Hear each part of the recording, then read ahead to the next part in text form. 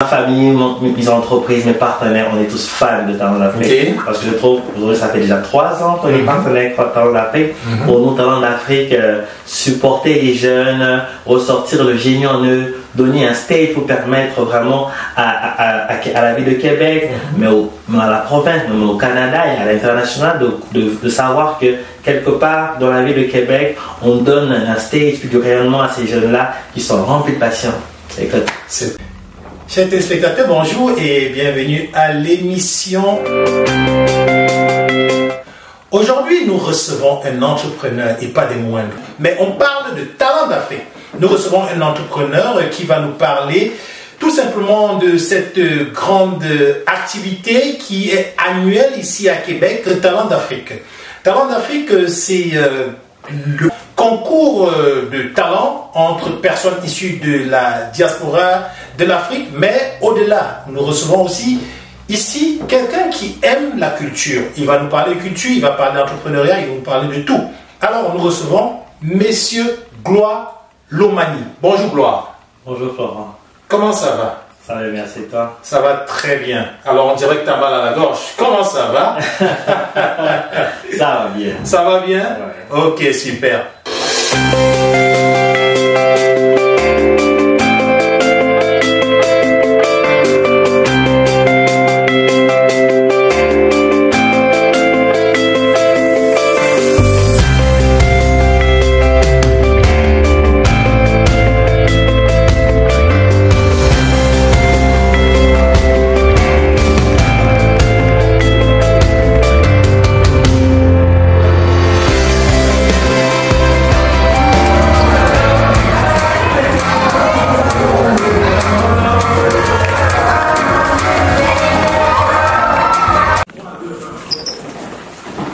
Comme vous l'avez constaté, nous sommes avec l'entrepreneur, un amoureux de la culture, un fervent défenseur bien sûr de la communauté africaine ici à Québec, Monsieur Gloire Lomani. Bonjour Gloire. Bonjour Florent. Comment ça va? Ça va, merci. Ça va bien, moi ça va très bien, très bien d'ailleurs.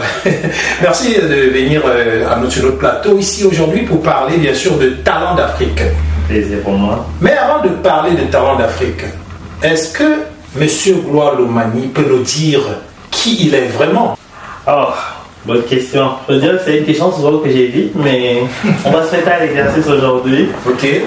Gloire Lomani est un jeune entrepreneur congolais qui vit au Canada depuis un peu plus de 10 ans, je dirais quand même. J'ai même pogné l'accent en fait. Ah, ok. vous lolo, c'est ça? Exactement. Oh. Alors, c'est un jeune Congolais? Oui. Ah, vous êtes Congolais, hein? Oui, je suis. Mbote, papa. Mbote Nika, hein?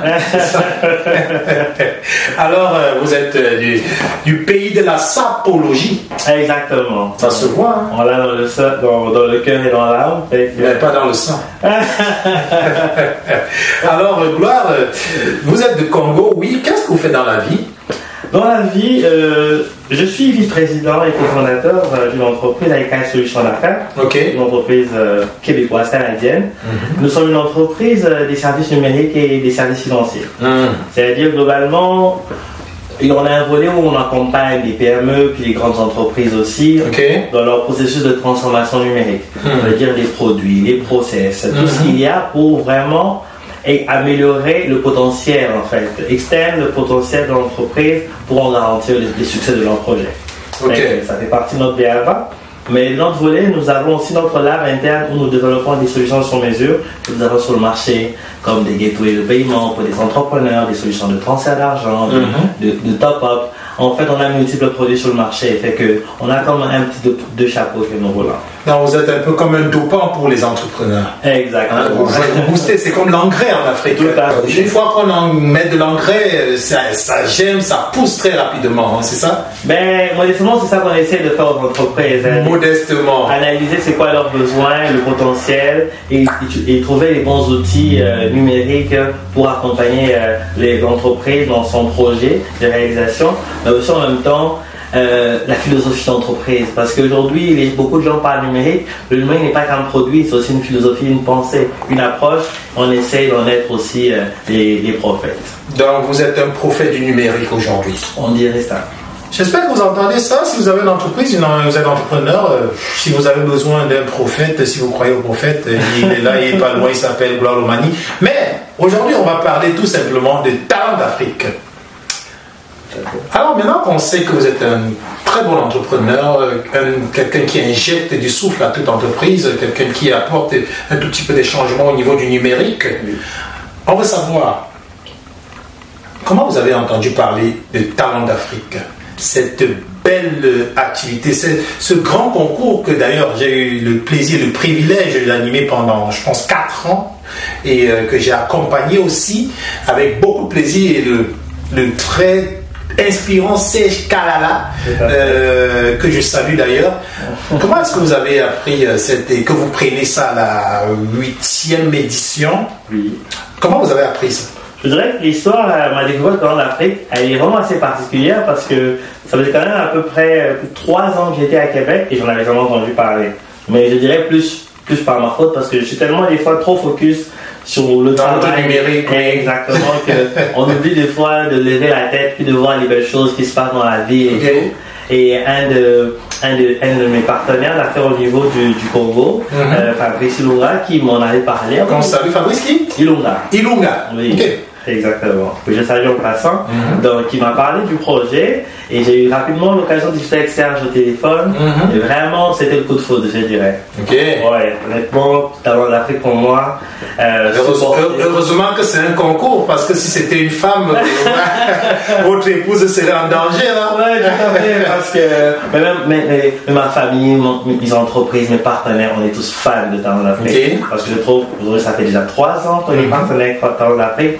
Pour nous, Talent d'Afrique, supporter les jeunes, ressortir le génie en eux, donner un stage pour permettre vraiment à la ville de Québec, mais à la province, mais au Canada et à l'international, de savoir que quelque part dans la ville de Québec, on donne un stage puis du rayonnement à ces jeunes-là qui sont remplis de passion. C'est top. Tu peux remarquer. Maintenant que vous avez suivi Talent d'Afrique pendant 3 ans, on dit toujours c'est 3 ans pour mûrir. 1 an on observe, 2 ans on analyse, 3 ans on s'engage. Vous avez actuellement le titre de parrain de Talent d'Afrique. C'est lourd un titre de parrain. Un grand honneur pour moi. Comment est-ce que vous avez accueilli ce titre-là? Comment vous avez accueilli la nouvelle? Je dirais qu'au début c'était quand même assez particulier. J'ai pris du temps à réflexion parce que je trouve qu'être parrain d'un événement de cette envergure, représenter, être à côté de ces jeunes-là qui vont prester, mais au-delà de ça, c'est des rêves, c'est des objectifs d'avenir, puis être rattaché à un événement pareil, ça demande de prendre un bon temps de réflexion en embrassant cela, de le faire de la bonne manière. Puis se dire qu'à travers ce que nous on fait en tant que personne, en tant qu'aussi entreprise, on est aussi un bon ambassadeur pour accompagner et donner plus de lumière à Talent d'Afrique à l'international. Ok. Et quelles sont les valeurs qui vous rapprochent Talent d'Afrique et vous? Talent d'Afrique, la première chose sur laquelle j'ai embarqué, parce qu'un de mes credos pour moi, c'est de pouvoir extendre le numérique partout dans le monde, mais principalement en Afrique. L'Afrique, c'est là-bas que mon cœur vit, c'est là-bas que mon cœur est né. Et malgré le fait que je sois aujourd'hui, j'embrasse le Québec, que je vis, j'adore la poutine et tout le reste. Vous aimez la poutine? Oh, ouais, en tout cas, moi, j'aime pas la poutine. Oh boy. Ben ouais. Hey, il y a des gens qui ne seront pas contents en regardant cette vidéo. J'assume. Fait que déjà c'est le fait que Talent d'Afrique, tout comme nous, on s'évertue puis on est engagé à faire rayonner le génie africain, donner de la lumière à la culture, aux valeurs africaines. Pour nous, ça a été vraiment le socle de cette connexion-là. Parce qu'au-delà des services numériques et autres produits que nous offrons, la base de tout pour nous, c'est de donner un tremplin à ces jeunes issus de l'Afrique, les entrepreneurs, permettre de créer des ponts entre l'Afrique et le Canada, le Québec surtout aussi. Alors pour nous, c'était tellement naturel comme partenariat. Donc, moi, je retiens beaucoup plus l'engagement, le pont, la relance, la vitrine, c'est bien ça? Tout à fait. Et actuellement que vous êtes parrain de Talent d'Afrique, quel est votre regard, quelle est votre vision, qu'est-ce que vous comptez apporter à Talent d'Afrique cette année en votre qualité d'ambassadeur émérite, c'est-à-dire en tant que parrain? Ben, cette année, en tant que parrain, je pense que ce qu'on prévoit comme next step, c'est peut-être de donner un rayonnement beaucoup plus international à Talent d'Afrique et aussi surtout avoir aussi Talent d'Afrique pour visiter certains pays. Je parlerai du Congo parce que bon, voilà.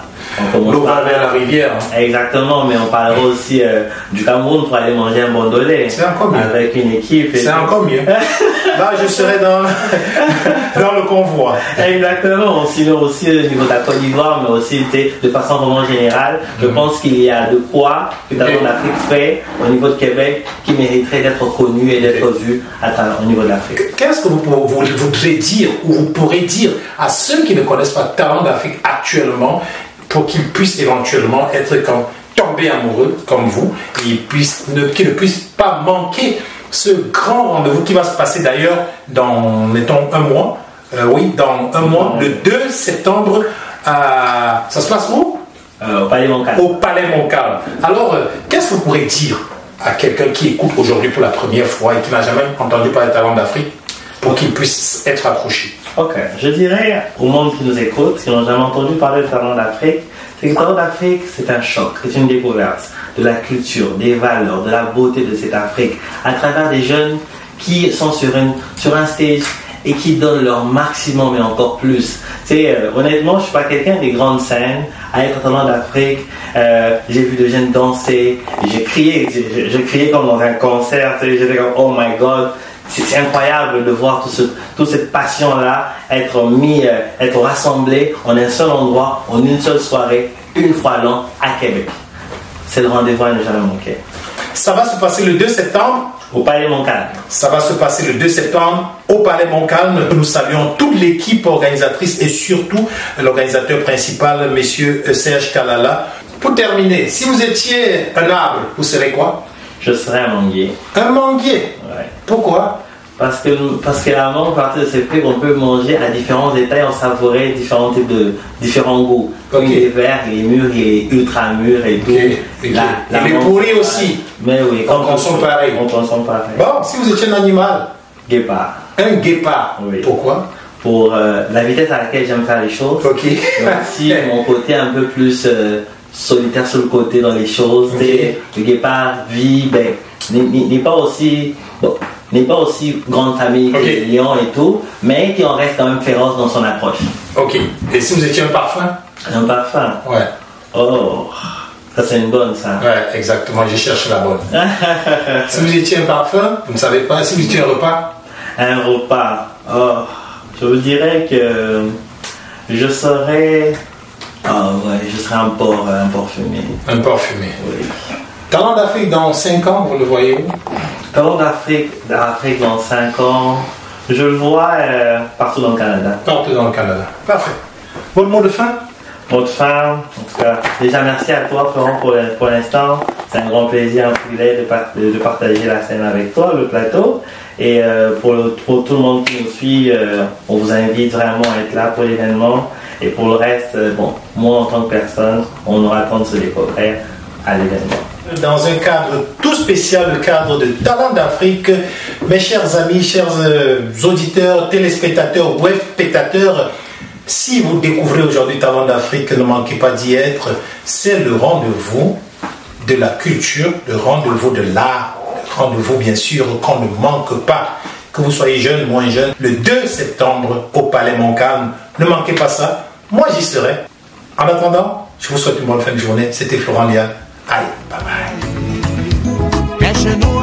bye.